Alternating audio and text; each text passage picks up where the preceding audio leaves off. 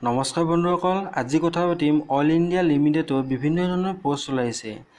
তাৰে ভিতৰত geologist, SSC officer, chemistry, লিছবন অফিচাৰ এনেকুৱা ধৰণৰ বিভিন্ন ধৰণৰ পোষ্ট ওলাইছে অল ইণ্ডিয়া লিমিটেডত। আপুনি এই ভিডিঅ'টো শেষলৈকে চাব, শেষলৈকে চালেহে আপুনি এই ভিডিঅ'টোত সকলোখিনি কথা ধুনীয়াকৈ গম পাব। আপুনি যদি ভিডিঅ'টো আধাতে চাই তেতিয়াহ'লে গোটেইখিনি কথা গম নাপাব আৰু পিছত আপোনাৰে অসুবিধা হ'ব। গতিকে ভিডিঅ'টো আপুনি শেষলৈকে চাব আৰু শেষলৈকে ভিডিঅ'টো চাইহে যদি ভিডিঅ'টো আপুনি ভাল পায় লাইক কৰিব, কমেণ্ট কৰিব আৰু আমাৰ চেনেলটো ধুনীয়াকৈ ছাবস্ক্ৰাইব বাটনটো টিপি দিব।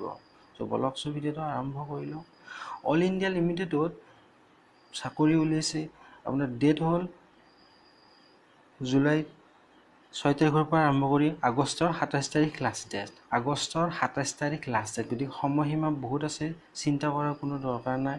আপুনি যিমানকেইটা পোষ্ট আছে সকলোকেইটা পোষ্ট আপুনি ধুনীয়াকৈ এপ্লাই কৰিব পাৰিব।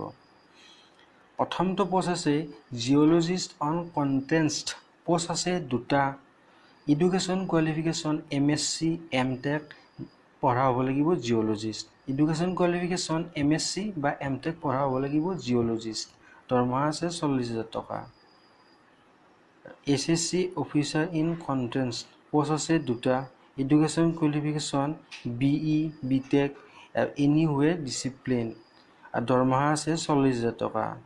3 নম্বৰটো আছে কেমেষ্ট্ৰি ইন কণ্টেষ্ট পোষ্ট আছে দুটা। এডুকেশ্যন কোৱালিফিকেশ্যন MSc পঢ়া হ'ব লাগিব কেমেষ্ট্ৰিত, MSc পঢ়া হ'ব লাগিব কেমেষ্ট্ৰিত আৰু BE বা B.Tech পঢ়া হ'ব লাগিব কেমিকেলত।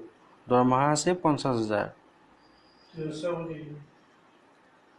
4 নম্বৰটো হ'ল lesson officer on contest post আছে এটা। এডুকেশ্যন কোৱালিফিকেশ্যন BE B.Tech পঢ়া হ'ব লাগিব আৰু দৰমহা আছে 25,000 টকা।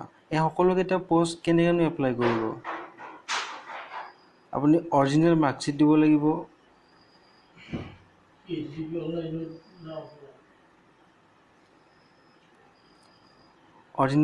দিব লাগিব, পাছপোৰ্ট চাইজ ফটো দিব লাগিব, কাষ্ট চাৰ্টিফিকেট দিব লাগিব।